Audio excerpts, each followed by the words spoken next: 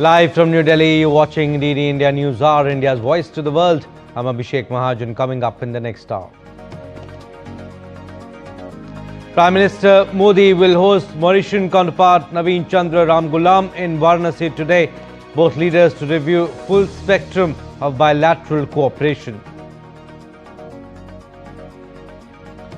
Poland warns of open conflict risk after alleged Russian drone intrusion. Zelensky calls out West's lack of action. UN chief warns of real risk. Russia denies violation. Manhunt continues after Trump ally Charlie Kirk shot dead at campus event in Utah. Trump orders flags at half-staff across US for Patriot Kirk. And in cricket, ruthless India sealed record-breaking 9-wicket win over UAE to kickstart Asia Cup 2025 campaign. In a first Indian Armed Forces all-women sailing team to circumnavigate the globe, Defence Minister to virtually flag off expedition during which officers will sail over 26,000 nautical miles.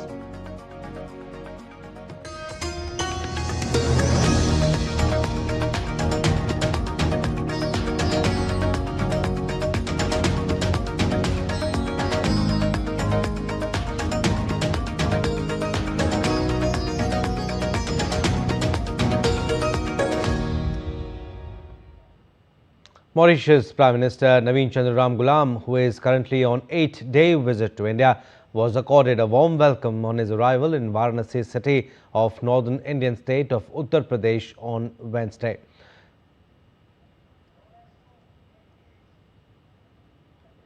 Prime Minister Modi will be arriving to hold a bilateral meeting with him in the city today, and the two leaders will further strengthen civilizational connect, spiritual bond and deep-rooted people-to-people ties that have shaped the special and unique relationship between India and Mauritius. During the bilateral discussions, the two leaders will review the full spectrum of cooperation with particular focus on development partnership and capacity building. They will also discuss opportunities for expanding collaboration in health, education, science and technology, energy, infrastructure, as well as emerging domains such as renewable energy, digital public infrastructure and the blue economy. As a valued partner and close maritime neighbor in the Indian Ocean region, Mauritius is key to India's Mahasagar, which is mutual and holistic advancement for security and growth across region, vision and the neighborhood first policy.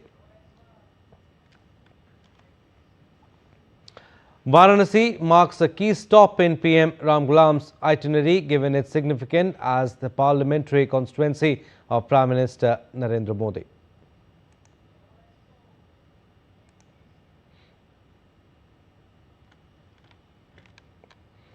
And the visit builds upon the positive momentum generated by PM Modi's state visit to Mauritius in March 2025, during which the two leaders elevated the bilateral relationship to an enhanced strategic partnership.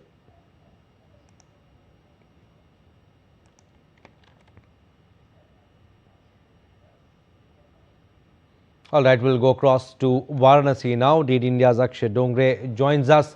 Akshay, what's on the agenda when Prime Minister Modi hosts his Mauritius counterpart today, and the significance of the meeting in historic city Varanasi, symbolism of Varanasi? Well, Abhishek, there is quite a lot of symbolism going on, especially given the fact that Prime Minister Naveen Chandra Ramgoolam is on an 8-day visit, and as far as his 8-day visit is concerned, about 3 days he will be in Varanasi. He arrived here yesterday, he'll be here today, and will be leaving for his further journey tomorrow. So as far as the situation here in Varanasi is concerned, there has been a lot of decoration of the city going on for the past few weeks to give a grand welcome to the Prime Minister of Mauritius as well as Prime Minister Narendra Modi, who will be coming here as well to hold bilateral talks with the Mauritian counterpart. We just remember that Prime Minister Narendra Modi had also gone to Mauritius, where he was bestowed with the highest civilian award. We saw that, as far as India's outreach to the Girmitia community is concerned, especially those who left the country and have settled across the world, have built communities, have built businesses, and many of those members of the Girmitia community have gone on to become the prime ministers and presidents of different countries as well. And this is one of the finest example in Dr. Naveen Chandra Ramgoolam, who is the Prime Minister of Mauritius, where a major chunk of population is an Indian diaspora that settled in the country centuries back.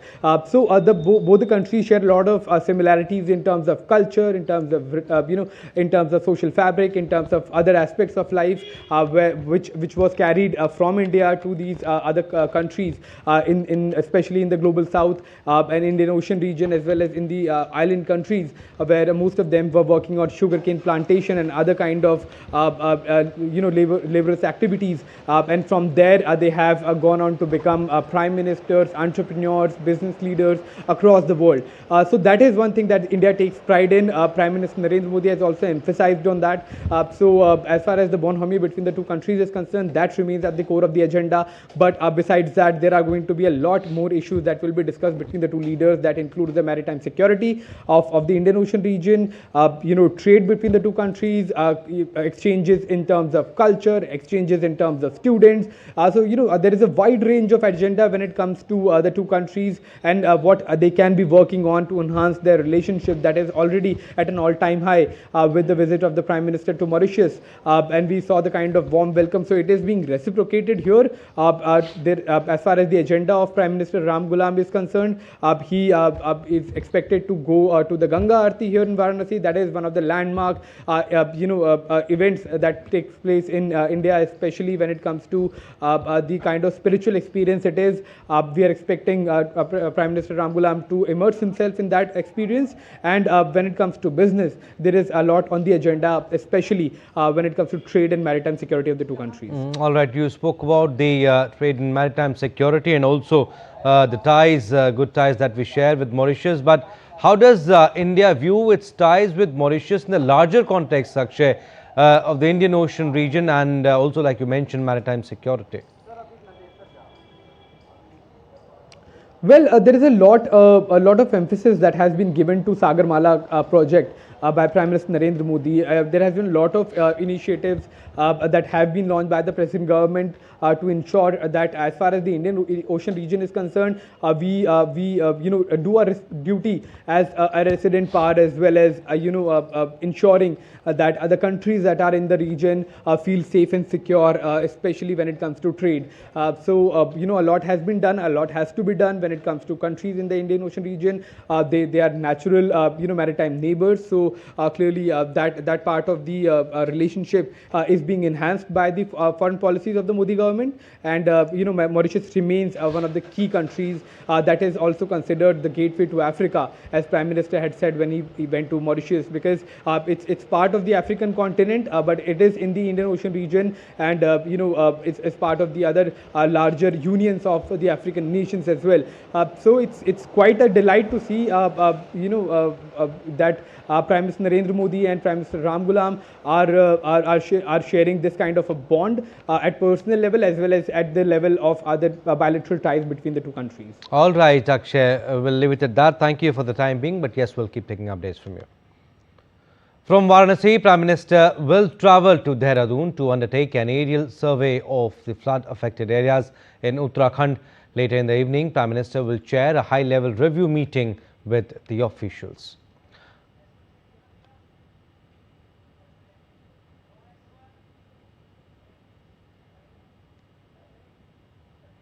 On Tuesday, Prime Minister Modi visited Himachal Pradesh and Punjab, states ravaged by recent floods following unprecedented rain, and announced relief packages. Prime Minister announced financial assistance of Rs 1,500 crore for Himachal Pradesh and an aid of Rs 1,600 crore for Punjab.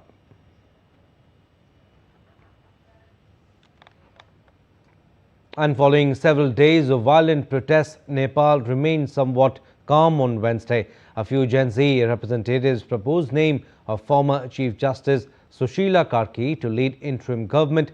However, in the late evening, many people expressed their dissatisfaction with the proposed name. Amid sign of stability and calmness, the main airport in Kathmandu also reopened on Wednesday.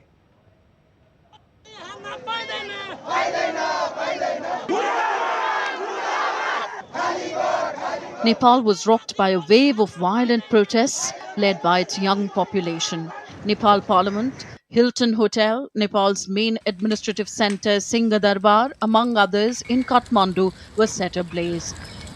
According to Nepal's health ministry, the death toll from the protests had risen to 25 by Wednesday, while 633 people were also injured.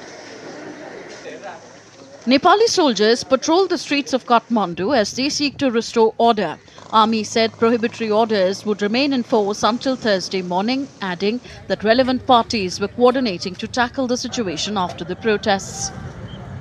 The Nepali army requested protesters to return weapons and ammunition looted during the protests to security personnel. Nepal police said on Wednesday that more than 13,500 prisoners broke out of jails across the country during anti-government protests this week. The upheaval in the Himalayan nation was unleashed by a social media ban that was announced last week, but was rolled back after the violent protests. It's an outcome of the present government, which is soaked in corruption. The incompetent leaders banned social media to hide their corruption, which was exposed through social media. It is an outcome of citizens' anger, because of which the regime has toppled, and it is an outcome of the incompetent leaders' bad deeds. Nonetheless, the country began returning to normalcy on Wednesday. Youths turned up to clear rubble, broken furniture, and shattered glass in Kathmandu. Youths cleaned up offices, swept floors and pavements, packed debris into trash bags, and loaded garbage trucks. The reopening of the main airport in Kathmandu was another indication of the country returning to normalcy. However, many passengers remained stranded at the Kathmandu airport. The Secretary of the Supreme Court Bar Association, who was consulted by the protesters, said that Nepal's Gen Z protesters want former Chief Justice Sushila Karki as the interim Prime Minister. With Fuzail Ahmed, Tanvita Nija for DD India. To Kathmandu now for the updates. Shweta Swing joins us from there. Shweta, what's the latest from the ground? First of all, you tell us this, and is the situation under control?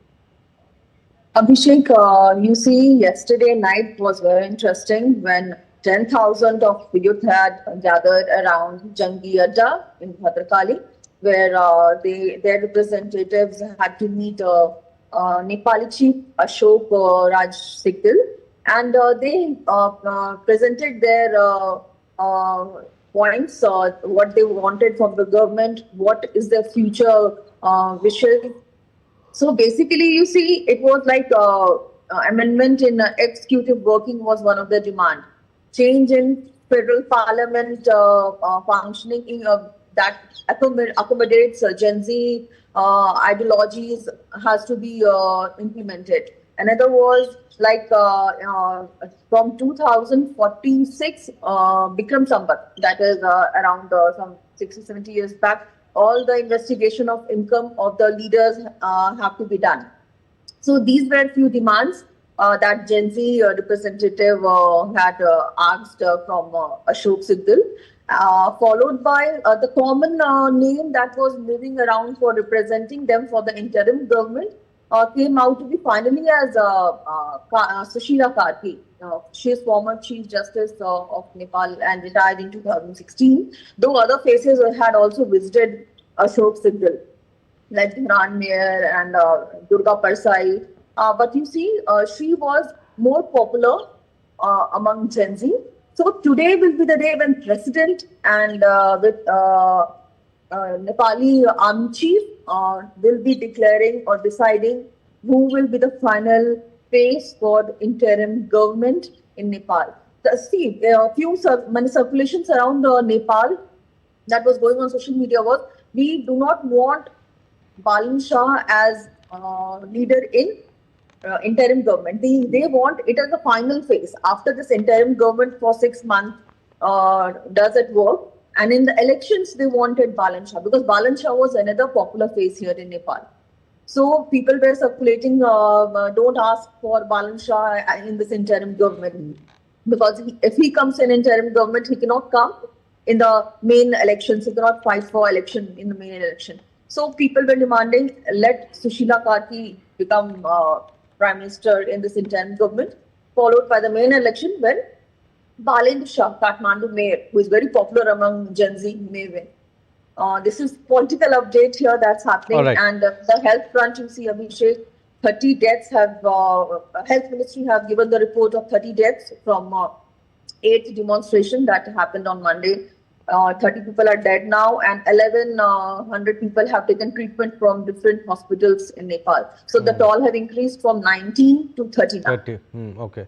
Shweta, also with the former Chief Justice agreeing to be interim head, are the protesters willing to pause the demonstrations while talks move forward, or do they plan to stay on the streets? Now, there is nothing like this protest going to be forwarded because, see, there is a group of Gen Z, few are supporting, like giving the name of Sushila Karki, and few were demonstrating against her. So, but final decision now will be taken by the president, and because she was one of the popular names. In that case, I suppose maybe future have to reveal today if she's chosen. So preparation will be made for next election. She'll be just holding the position for 6 months. And you see, she's a justice. She's a lawyer, 30-year law experience she has. She's not a politician. And even she had told clearly to media that I'm a lawyer. I've been judged for 10 years. So politics is not my cup of tea. Definitely, she will try her best to lead the nation for the time being, but she is not a politician.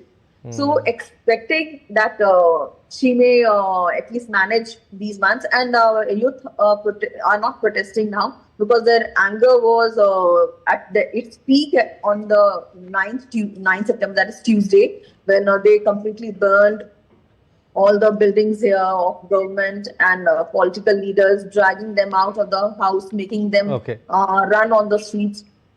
So now the anger is at least subsided, I would say, on the streets. And yesterday there were scenes around Kathmandu where youth and army together were cleaning the whole mess that was created. We saw that in the visuals also. All right, Shweta, we'll leave it at that. Thank you for getting us the latest from Kathmandu, Nepal. Moving on, to facilitate passengers who have been stranded due to recent developments in Nepal, Air India began operating special flights for 2 days from Wednesday from Delhi to Kathmandu and back. Air India's scheduled operations will also resume from today. The airline thanked the government and other agencies for the quick coordination to facilitate this in the interest of our passengers. Passengers are requested to check the status of the flights online before proceeding to the airport. For further assistance, passengers can contact Air India's 24/7 call center. Indigo too has issued a travel advisory saying in these extraordinary times in Kathmandu, it is their priority to reunite loved ones. Starting today, that is September 11, Indigo will resume 4 daily scheduled flights to and fro from Kathmandu.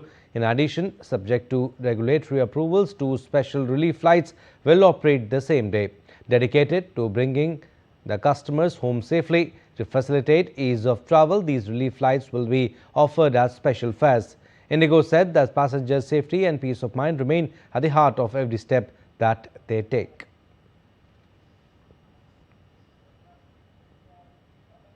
All right, still to come on this edition of DD India News Hour. Qatar condemns Netanyahu's reckless remarks on hosting Hamas office.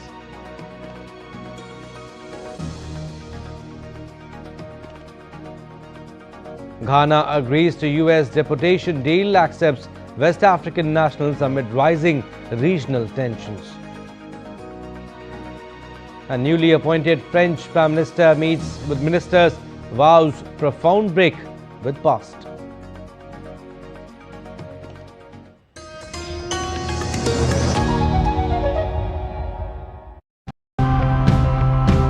We lock our doors, put up fences, all to protect our house. But what about the home that we all share? Today's episode is to remind us that preservation extends beyond humans. We tell our buyers that the coffee they're buying or they're consuming is contributing or is preserving the habitat for these many species of birds and animals. We are promoting ecotourism only. We call volunteers to walk on the field so that they can learn from the village. GDSI is a ranking system created by an association to make its location sustainable in terms of tourism and event management. We use the feces as manure for our crops. That's how integrated farming becomes very profitable.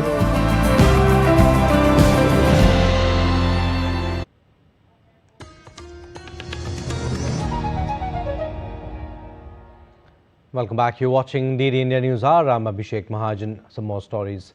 Poland warned that Russia and Europe are inching towards an open conflict after Warsaw shot down what it said were Russian drones in Polish airspace. Meanwhile, Russia denied targeting Poland, while US President Donald Trump called out the Kremlin for violating the NATO allies' territory as Moscow unleashed its latest attack on Ukraine. Poland Prime Minister Donald Tusk said at least 3 drones were shot down after Warsaw and its allies scrambled jets. Tusk also warned the situation 3.5 years into Russia's invasion of Ukraine, which has killed tens of thousands of people, risked boiling over and called urgent talks with NATO. Ukraine President Zelensky and the European Union called the drone move a test of the alliance's resolve. Ukrainian President said the airspace violation was a dangerous precedent and urged a strong response from Kiev's allies. He slammed Western and global leaders for lack of action over intrusion. European capitals rushed out condemnations slamming Russian President Vladimir Putin over the incident.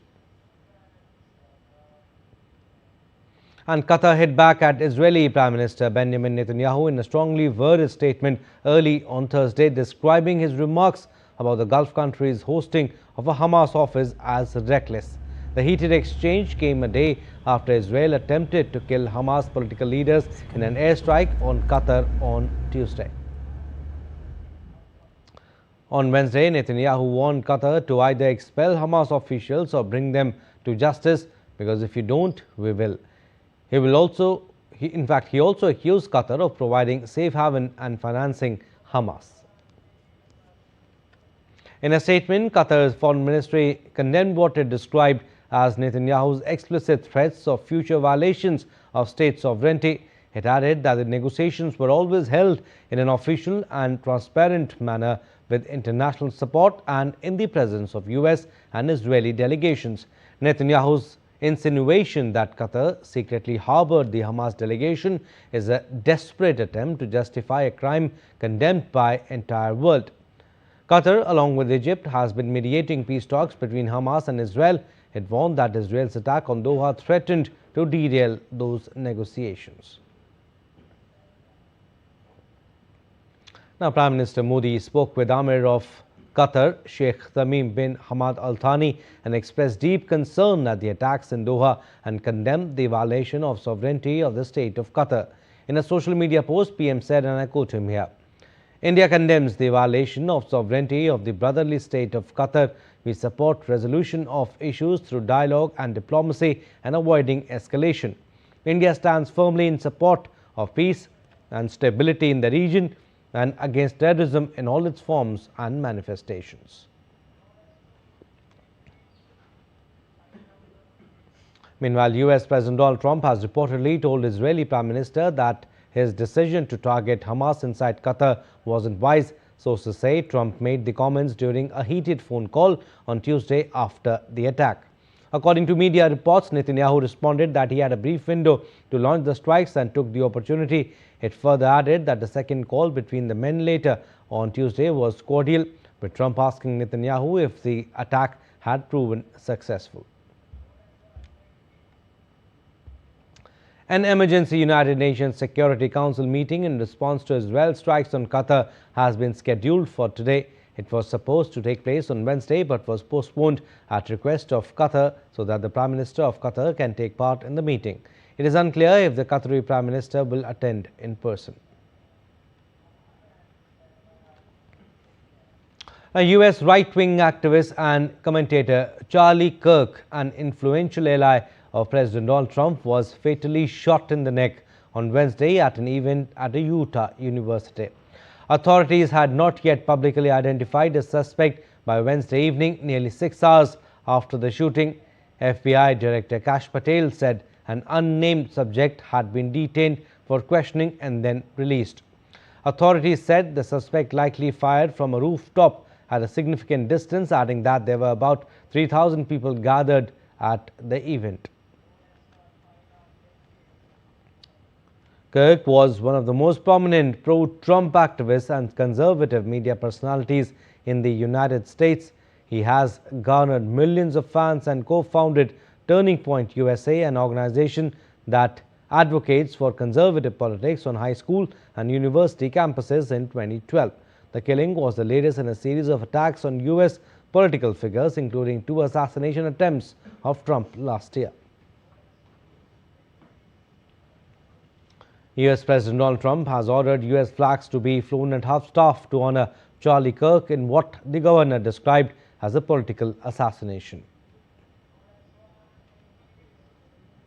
And the U.S. House of Representatives held a moment of silence on the House floor for Charlie Kirk. The silence did not last long, though, as an argument broke out on the floor soon after the moment ended, with members shouting at one another.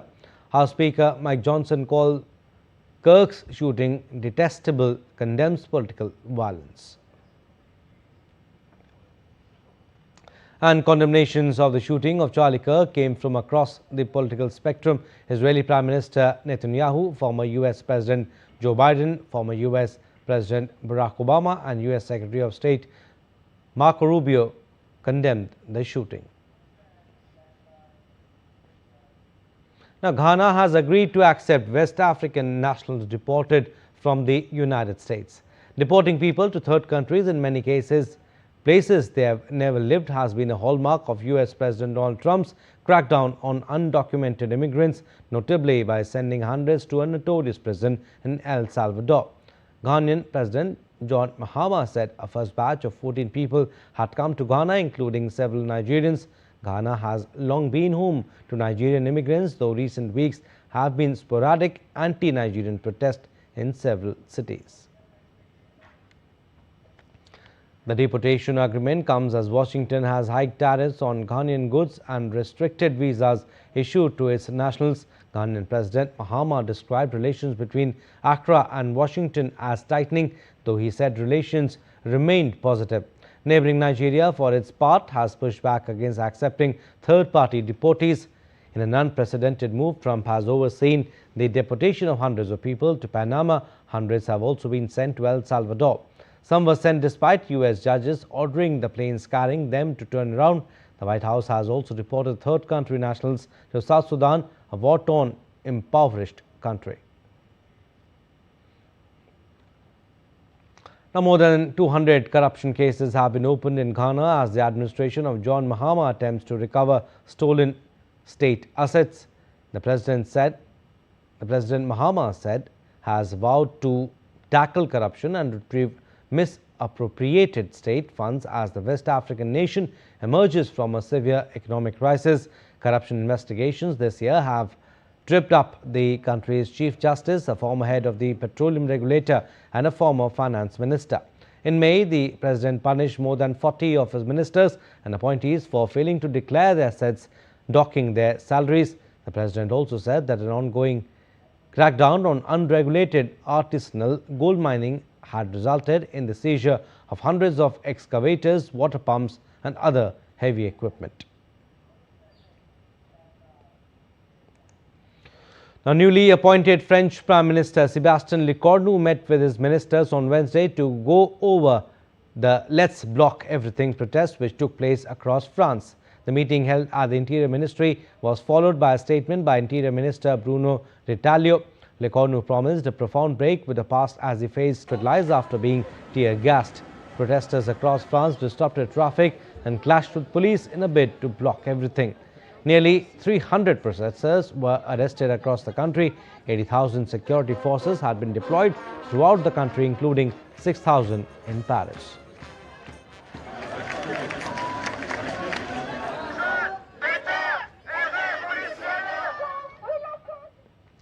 Now, Brazilian Supreme Court Justice Luis Fux voted to acquit former President Jair Bolsonaro of an alleged coup attempt on Wednesday. He also voted to annul his trial over jurisdiction, breaking with peers and raising the odds of an appeal of a verdict this week. Fux still has to vote on other defendants before Justice Carmen Lucia begins her vote. The Supreme Court still appears likely to convict Bolsonaro for attempting to stage a coup after losing 2022 election. 2 of the 5 judges have already voted to convict, and the remaining 2 were appointed by President Lula, Bolsonaro's political rival.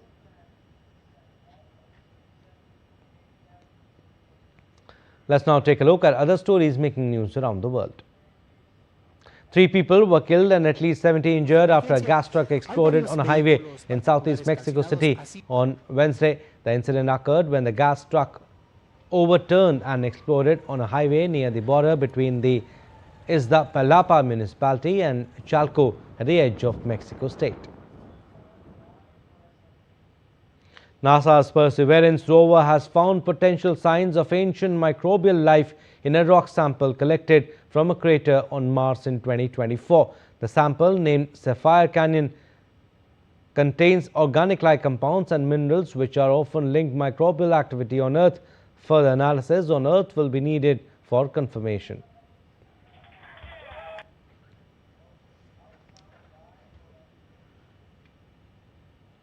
At Hanoi's National Exhibition Center, Vietnam opened a cultural showcase celebrating 80 years of independence. The event highlights the traditions and innovations of the southern provinces, from folk music to artisanal craft, I should say. A digital 3D maps adds an interactive layer featuring data from 34 provinces and cities. Visitors can explore landscapes, socio-economic life and heritage, blending physical displays with digital experience.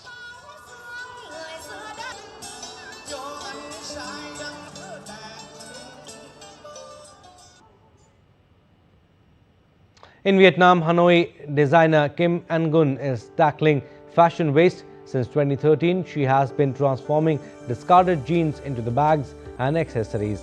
Her initiative gives old clothes a new purpose while reducing the 92 million tons of waste the fashion industry produces each year. The project highlights how creativity can drive sustainability.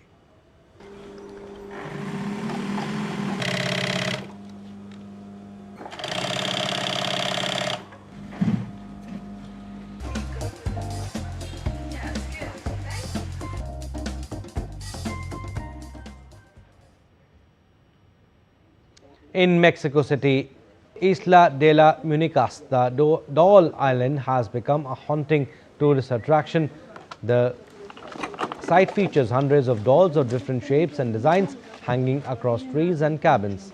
They were collected by Julian Santana, who believed they warded off the spirit of a girl who drowned in the canals in 1950.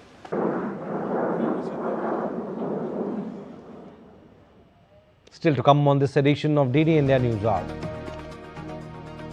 We'll get you an exclusive conversation with DD India as General Lakhwinder speaks about how artillery became a game changer for India in the Kargil War in his book. IMD predicts heavy rain across northeast and central India, while Delhi NCR and neighbouring states to see stable weather. And Health Ministry bars physiotherapists from using doctor prefix, cites legal and medical grounds.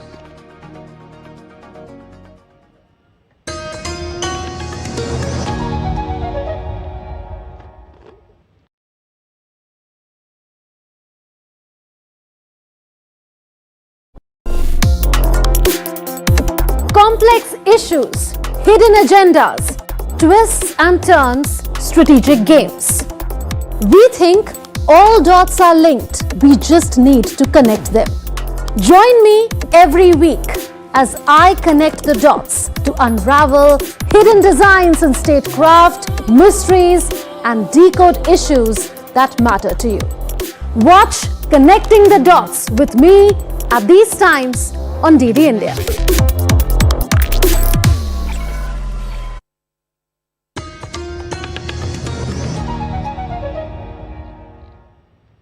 Welcome back. You're watching DD India News Hour. I'm Abhishek Mahajan. Some more stories. Prime Minister Modi also spoke to his Italian counterpart Giorgia Meloni. Both the leaders reaffirmed joint commitment to deepen India-Italy strategic partnership and ending the Ukraine conflict. The leaders reviewed and positively assessed the developments in bilateral strategic partnership across sectors such as investment, defense, security, space, science and technology, education, people-to-people ties and counter-terrorism. Both leaders reaffirmed their commitment towards further deepening of the partnership in line with the Joint Strategic Action Plan 2025-2029. They also exchanged views on regional and global issues of mutual interest.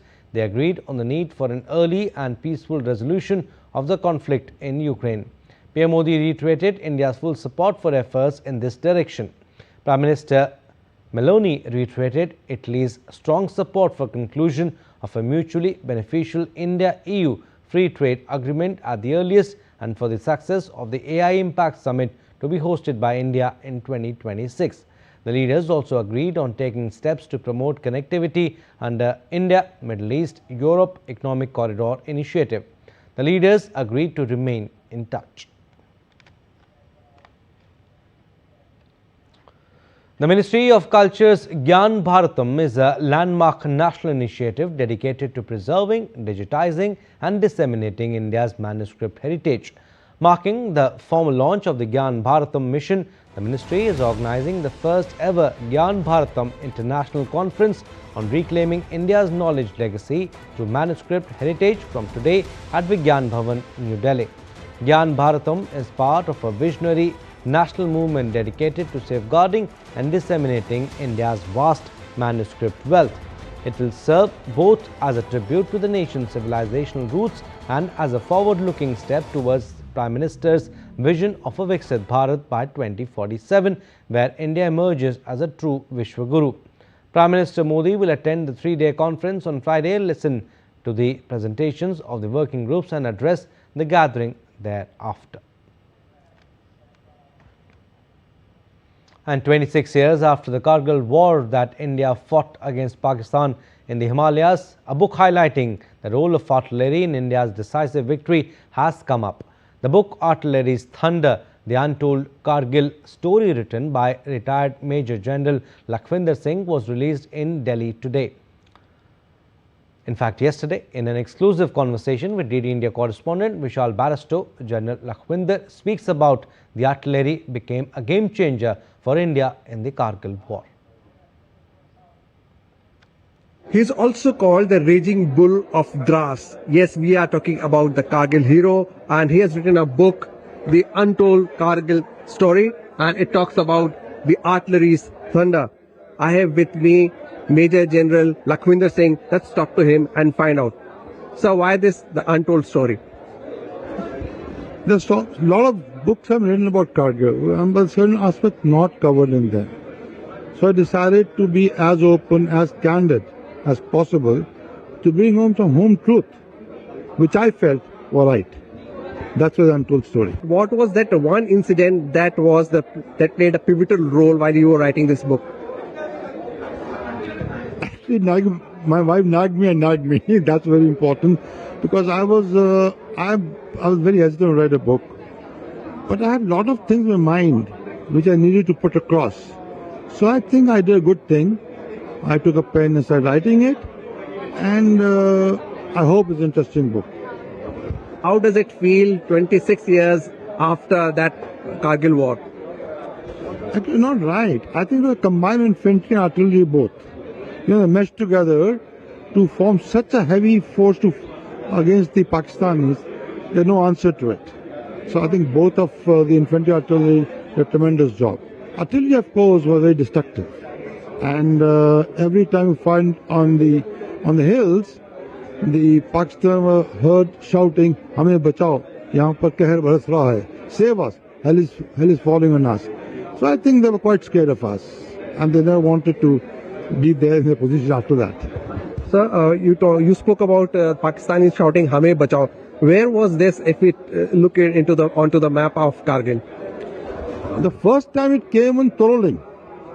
We were doing dark firing, experiment, and we heard from Barbad bunker people say, "Hame bachao, yahan par कहर बरस रहा hai." And after every hill we went to, we heard the same intercepts, same shots. so there you heard General Lakhvinder saying, "Lot has changed, but what has not changed is the will of the soldier." Like General Lakhvinder Singh, that has always made India proud. With cameraman Vinod Oja in Delhi, this is Vishal Baristo for TT India. In historic first, 10 women officers from the Indian Army, Navy and Air Force will embark on a tri-service circumnavigation mission on board Indian Army sailing vessel Triveni from today.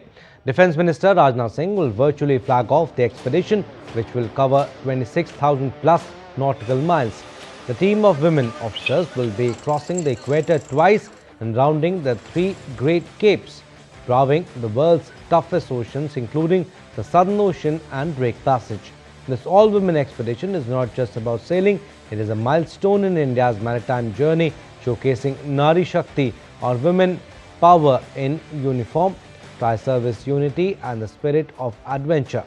IASV Triveni, a 50-foot yacht built indigenously in Puducherry, is an embodiment of Atmanirbhar Bharat, equipped with modern navigation and communication systems. It has already logged 10,000 nautical miles in training and is now set to take on the global challenge. Weather updates now. The India Met Department has predicted heavy to very heavy rainfall across various parts of the country over the next 5 days. Continuous downpours are expected in northeast India, east and central India, northwestern hilly states and the southern peninsular region. Arunachal Pradesh, Assam, Meghalaya, Nagaland, Manipur, Mizoram and Tripura are expected to experience heavy to very heavy rains until September 15. In contrast, stable weather conditions are anticipated in states such as Delhi NCR, Uttar Pradesh, Bihar and Jharkhand. Furthermore, there is a possibility of strong winds accompanied by thunderstorms in Jammu and Kashmir and in Himachal Pradesh.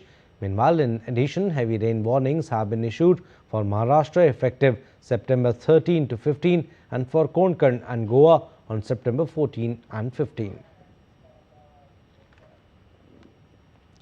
Now, India's Ministry of Health and Family Welfare has directed that physiotherapists should not use the prefix doctor, stating that they are not medical doctors.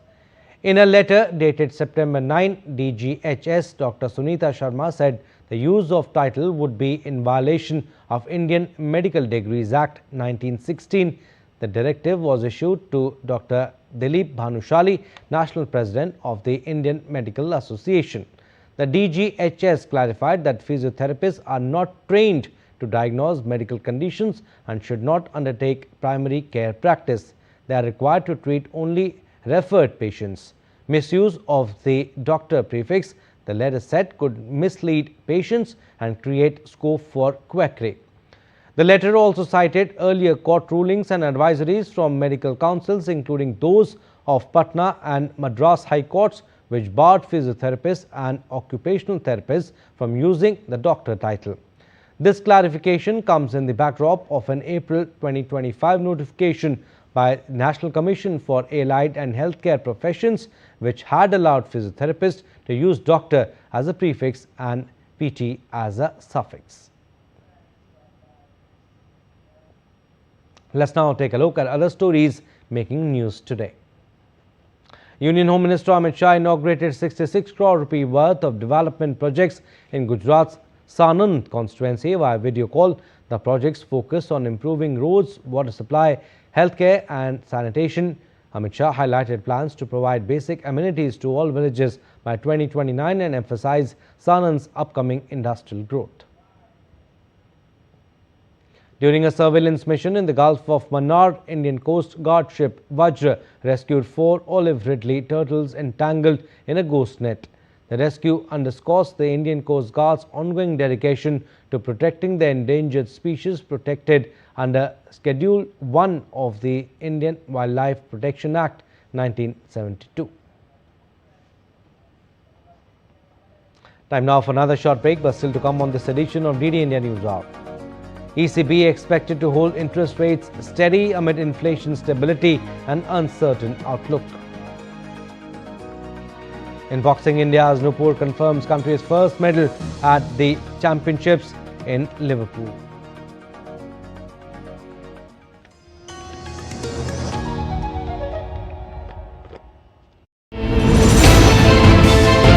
Geopolitics and trade deals. Economic challenges amid development. Hard work and the path to prosperity.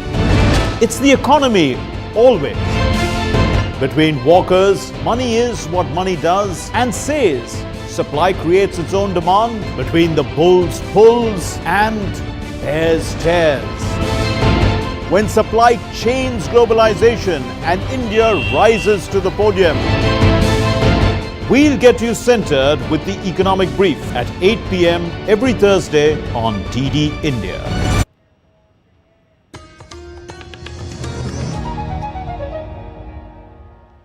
Welcome back. You're watching DD India News Hour. I'm Abhishek Mahajan. Some more stories.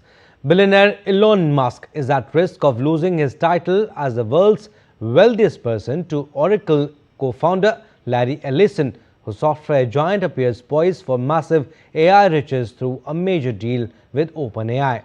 Ellison amassed about $95 million in additional wealth Wednesday as Oracle shares skyrocketed after nearly 50-year-old company forecast massive revenue growth thanks to large contracts that will dwarf current revenue. That rise lifted Ellison's overall fortune to nearly $390 billion compared with Musk's roughly $436 billion according to Forbes' real-time billionaires index. Ellison and Musk are close friends, with the Oracle boss often coming to Musk's aid during challenging periods in the Tesla tycoon's career. The European Central Bank is set to leave interest rates unchanged on Thursday as inflation remains in line with its target, but a fraught trade and political outlook means it will keep alive the prospect of further easing. The ECB halved its key rate to 2% in the year to June, but has been on hold ever since, arguing that the 20-country Eurozone economy is in a good place even if more easing contact cannot be ruled out. The ECB will announce its decision at 12:15 GMT, followed by ECB President Christine Lagarde's 12:45 GMT news conference. Now, the PhD Chamber of Commerce and Industry organized a roundtable on empowering MSMEs risk-ready to navigate market uncertainty. The roundtable deliberated on GST 2.0 for MSMEs post-imposition of 50% tariff by US.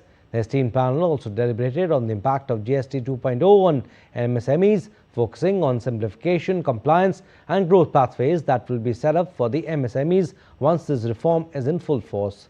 Speaking on the occasion, Atish Kumar Singh, Joint Secretary in the Ministry of Micro, Small and Medium Enterprises, said that MSMEs need not worry. The government is firmly behind them to fully support. The dollar stabilized in early Asian trading hours on Thursday after an unexpected drop in US factory gate prices bolstered expectations. The Federal Reserve will cut rates next week and traders awaited US consumer price data due later in the day. The dollar index nudged upwards to 97.822, rising for a third consecutive day after the producer price index for final demand fell 0.1% during August. The decline followed a 0.7% jump in July, which was also revised downwards. Markets are trading on expectations that the prospect of the Fed easing is a certainty, and the only remaining question is by how much. Traders are pricing in an 8% chance of a jumbo 50 basis points rate cut at the central bank's September meeting, while a cut of at least 25 BPS is viewed as a done deal. The S&P 500 closed at a new record high Wednesday, driven by a 36% surge in Oracle shares after the company projected massive revenue growth from artificial intelligence investments. The rally came ahead of key U.S. consumer price data expected on Thursday, which could influence the Federal Reserve's interest rate path. Markets widely expect the Fed to cut rates at its meeting next week, especially after U.S. producer price index data showed a surprise 0.1% decline in August, easing inflation concerns. Global markets also showed mixed reactions. Tokyo and Seoul hit record highs, buoyed by domestic investor optimism, while European markets were stable following political changes in France. As inflation strains Argentina's economy, residents voice mounting frustration over surging prices that outpace stagnant wages and pensions, leaving many struggling to make ends meet. As per the official data, Argentina's monthly inflation rate held steady at 1.9% in August. Inflation over 12 months through August, meanwhile, hit 33.6%, slowing from 36.6% recorded in July.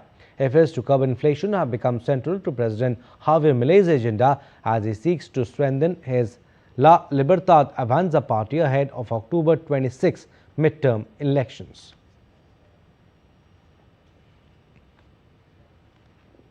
Sports updates now. We'll start with cricket. India kicked off the Asia Cup 2025 campaign in emphatic fashion at the Dubai International Stadium, beating host UAE by 9 wickets. Kuldeep Yadav was the star performer with the ball, picking up 4 wickets. With the bat, India chased down the target in just 4.3 overs, rewriting records along the way. Here's more. India thrashed the hosts UAE by 9 wickets in their opening match of the tournament in Dubai. India's bowling lineup breathed fire as they bundled out UAE for their lowest ever Asia Cup T20 total of just 57. The night belonged to India's bowlers. Kuldeep Yadav spun a web around UAE's batters with an outstanding 4 for 7. He was supported by Shivam Dube, who tore through the middle order with the figures of 3 for 4. Jasprit Bumrah, Akshar Patel and Varun Chakravarti picked a wicket each as UAE folded for just 57 inside 14 overs. The batting was equally breathtaking. Abhishek Sharma smashed 30 of just 13 balls, ensuring India raced to the target in record time. Shubman Gill marked his return to T20Is with an unbeaten 20, while skipper Suryakumar Yadav finished the chase in style. India stormed to the 58-run target in just 4.3 overs, the fastest successful run chase in India's T20I history. They bettered their own record of 6.3 overs against Scotland at the 2021 T20 World Cup, also in Dubai, and 9.2 over chase against Bangladesh at Asian Games. For Kuldeep Yadav, the 4-wicket haul was a personal milestone, now placing him among India's top T20I wicket takers, overtaking Ravichandran Ashwin on India's all-time T20I wicket charts. With momentum firmly on their side after a 9-wicket demolition, India now gear up for their blockbuster clash against arch-rivals Pakistan on September 14. Sports Desk, DD India. And World Boxing Cup Astana gold medalist Nupur continued her impressive run to confirm India's first medal at the World Boxing Championships in Liverpool. Nupur secured a 4-1 win over Uzbekistan's Oltinoy in the women's 80+ kilogram quarterfinals in a tactical bout that saw both boxers received a point penalty. Nupur started strong in the opening round but saw her opponent close the gap in the second. However, the Indian stepped up her attack in the third and final round and also kept her opponent at bay to reach the semi-finals. Badminton now. India's top-ranked players Lakshya Sen and HS Pranoy progressed to the second round of Hong Kong Open on Wednesday. Sen secured a hard-fought win over Olympian Wang Zhuwei of Chinese Taipei. The Indian player held his nerve to win the opening game in a tie-break before losing the second. However, he clinched the deciding game to seal the match. Sen's compatriot HS Pranoy and Kiran George also advanced to the second round after straight game victories. Ayush Shetty rallied from a game down to progress to the next round with a win over Chinese Taipei's Su Liyang. Meanwhile, PV Sindhu faltered in the opening round as she exited the tournament. Sindhu won the opening game but lost the match 15-21, 21-16, 21-19 against Line Kristoffersen of Denmark.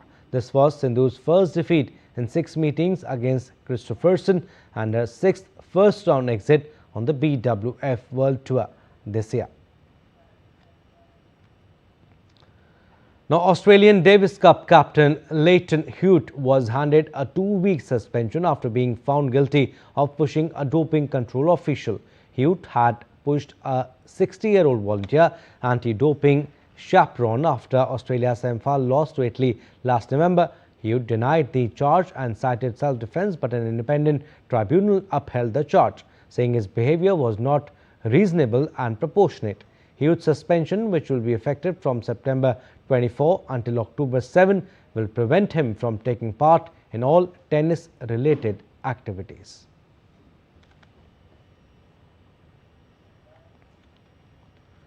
Now, New York is prepared to mark the devastating attacks of September 11, 2001 on Thursday, 24 years after the deadly plane hijackings that claimed almost 3,000 lives and forever changed the United States.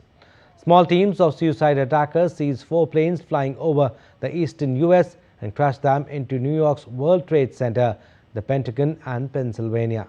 The attacks were carried out by 19 terrorists affiliated with terrorist group Al-Qaeda that was led by Osama bin Laden. He was later located and killed by U.S. in Abbottabad, Pakistan in 2011.